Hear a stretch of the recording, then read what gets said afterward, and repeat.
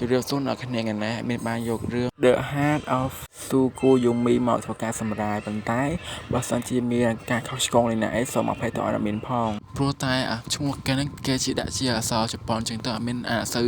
ដាច់មកទេភាសាជប៉ុនហ្នឹងហើយមុននឹងចូលវីដេអូនេះណាសូមឲ្យអ្នកគ្នាចូលចុច Subscriber ឲ្យខ្ញុំមួយផងដើម្បីមានកម្លាំងចិត្តធ្វើទៀតចឹងណាហើយ Subscriber ខ្ញុំវាអត់ឡើងទេបងអើយជួយចុចម្នាក់មួយទៅហើយកុំឲ្យខែពេលយូរយើងមកចូលដល់រឿងរបស់យើងតែម្ដងទៅ Let's go តែផ្ដើមសាច់រឿងរបស់យើងឃើញថាមានតួអង្គប្រុសម្នាក់ដែលគាត់មានឈ្មោះថារងយ៉ាងវត្តបើសិនជាអានខុសអីសូមអភ័យទោសផងអ្នកគ្នាអើយហើយពេលណាគាត់កំពុងតែដើរទៅផ្ទះមួយកន្លែងតែផ្ទះហ្នឹងគឺជាផ្ទះរបស់ឪពុកគាត់ដែលបានចែកឋានទៅឲ្យគាត់ក៏បានមករស់នៅជំនួសឪពុកគាត់ណាហើយទីនេះផងណាក៏មានអ្នកមើលថែដែលបន្តមកទៀតគាត់ក៏បានជួយកណ្ដឹងដើម្បីហៅអ្នកនៅក្នុងផ្ទះបន្តមកទៀតយើងក៏ឃើញថាមានបរិបម្នាក់បានដើរមកបើកទ្វារឲ្យគាត់ហើយក៏បានសួរថាតើលោកគឺជារងយ៉ាងមុនមែនហើយទូប្រាប់យើងក៏បានឆ្លើយថាប៉ិតមិនហើយគឺជាគាត់ក៏បានងក់ក្បាលឆ្ងាញ់ហើយម្នាក់ហ្នឹងក៏បានហៅរងយ៉ាងមុនហ្នឹងចូលផ្ទះទៅណាក៏ប្រាប់ឲ្យយើងក៏ស្អាតមិនណយដែរនេះហើយរឿងក៏បានកាត់មកក្នុងផ្ទះវិញម្ដងបន្តមកទៀតក៏បានអញ្ជើញរងយ៉ាងមុនយើងចូលផ្ទះបើគាត់ឲ្យរងយ៉ាងមុនមានការផ្កាទៀតណាគាត់យកមកថាអីនេះហើយពូនឹងបាននិយាយថា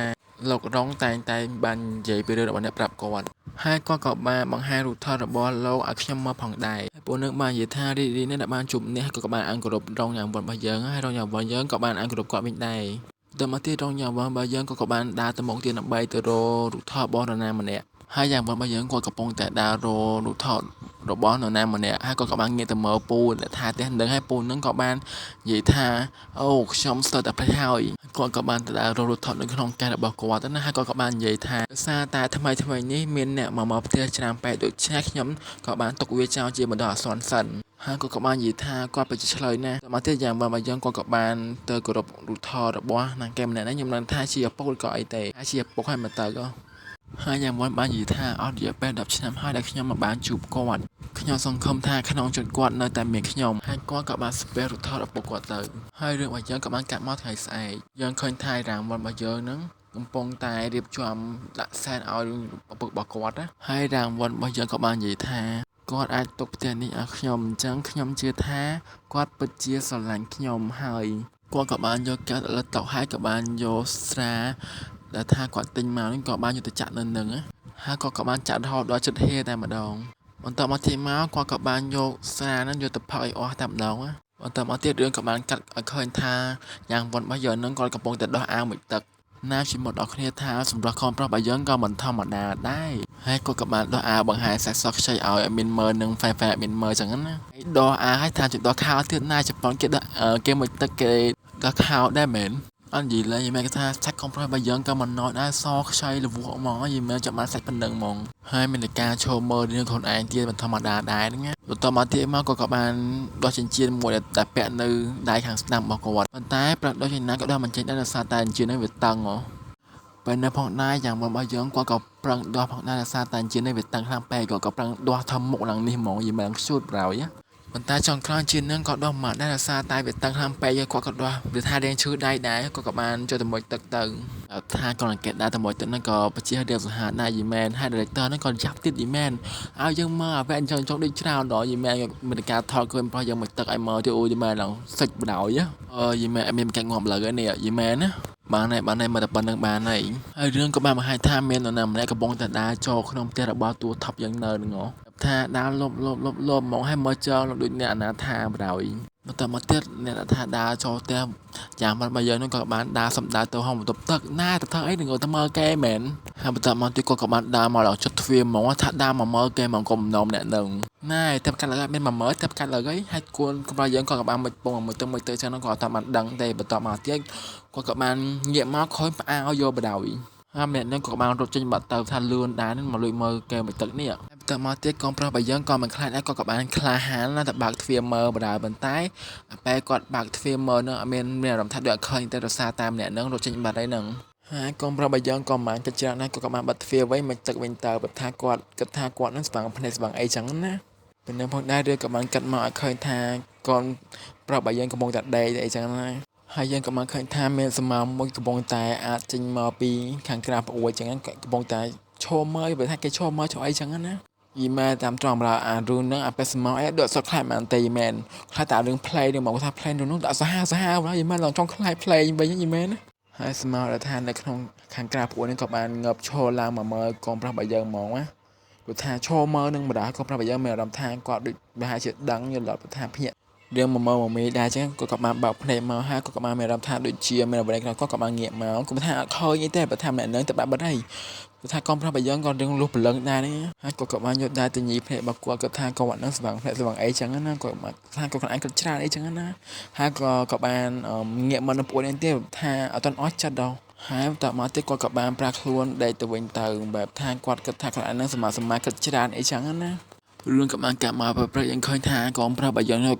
ងគាត់កំពុងតែអង្គុយគោរពរូបថតរបស់ពុកគាត់ចឹងណាយីមែនរូបថតពុកគាត់មិនថាដូចមើលទៅដូចគួរចង់ខ្សែប្រោឌី AI មកទៅយីមែនណាហើយគាត់ក៏បានចាប់យករូបថតរបស់ឲ្យគាត់នឹងមក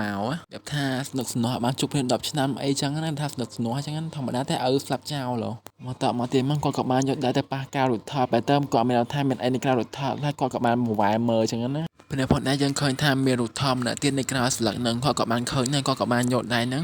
ទៅប៉ះកន្លែងរូបថតនឹងដោយសារឃើញមានអីហើយគាត់ក៏បានប្រឹងដល់រូបថតនៅកន្លែងក្រោយនេះដើម្បីបើកមើលបន្តមកទៀតក៏បានចូលរូបថតណាម្នាក់ចេញមកហើយគាត់ក៏បានចាប់យករូបថតនឹងមកមើលចេញរូបមកដឹងថាបាត់ថប់យើងហ្មងបន្តមកទៀតមកគាត់ក៏បានប្រើរូបថតនឹងទៅក្រោយមានថាមិនឃើញឈ្មោះម្នាក់ទៀតហ្នឹងណាចង់ឲ្យមានសំប្រាក់ឈ្មោះហើយទៅឈ្មោះម្នាក់នេះមានឈ្មោះថាគូសាន់ជយែនប៉ុន្តែបើសិនជាអានខុសអីកុំប្រកែកប្រកាន់ណាបងប្អូនអរគ្នាអើយហើយរឿងក៏បានកាត់មកពេលល្ងាចវិញម្ដងគាត់ថាឃើញកូនប្រុសរបស់យើងកំពុងតែដេកទៀតហើយមិនមានការងារធ្វើតែម្នាក់កូនប្រុសហើយរឿងក៏បានកាត់ឲ្យឃើញថាមានតួអង្គប្រុសម្នាក់កំពុងតែដើរសម្ដៅចូលហោងផ្ទះរបស់កូនប្រុសយើងហ្នឹងណាហើយម្នាក់ហ្នឹងផងណាគាត់កំពុងតែដើរសម្ដៅទៅរកយ៉ាងវត្តរបស់យើងតែម្ដងម្នាក់ហ្នឹងគាត់ដើរមករកប្រុសហ្មងយីមែនមកទៀតមកគាត់ក៏បានយកដៃចាប់ជញ្ជាំងចឹងដើម្បីខ្លំមើលកូនប្រុសរបស់យើងបើថាកូនប្រុសយើងវិញដៃដឹងអីសោះបណ្ដោយអត់មានយីលែងថាមករកប្រុសតាមពិតគេមករកកន្លែងនោះថតនេះសោះដើម្បីគេយកប៉មញ៉ាំចាំរំថាចលនាថាអត់ឃ្លានអីចឹងណាវាថាពេលញ៉ាំប៉មមានអារម្មណ៍ថាសលែងវាគាត់ថាគួរខំតែយីមែនថាផ្លេពេលផ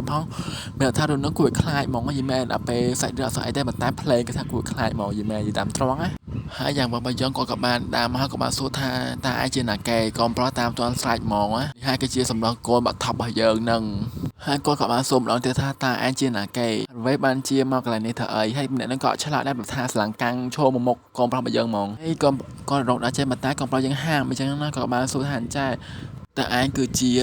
គូសាន់ឈឺយ៉ាងហ្នឹងមែនតែម្នាក់នឹងក៏ឆ្លើយទៅដែរហើយយ៉ាងមុនបាននិយាយថាតើគឺឯងមែនតែតែធ្វើអាក្រក់នៅក្នុងផ្ទះនេះរហូតណាបែបថាមកផ្លែមកអីចឹងណាហើយម្នាក់ហ្នឹងនៅតែឆ្លើយទៅដែរហើយដាក់មួយប្រុចមួយសល់មកហើយយ៉ាងបងរបស់យើងក៏បានតាមមើលដែរហើយយ៉ាងបងរបស់យើងក៏បានដើរមកតាមអ្នកនឹងដែរបែបថាឃើញផ្លូវមួយទៀតចូលទៅខាងក្រោយផ្ទះចឹងណាហើយគាត់ក៏មួយខ្លាចគាត់ក៏បានដើរទៅតាមអ្នកនឹងថាដើរទៅចូលតាមក្រោយផ្ទះនឹងដែរចឹងណាហើយយើងក៏បានឃើញថាមានផ្លូវមួយទៀតនៅខាងក្រៅនឹងដែរដើម្បីចូលទៅក្នុងហ្នឹងណាបងប្រុសរបស់យើងក៏មកស្ទាក់ស្ទើរក៏បានដើរចូលទៅ100ម៉ោង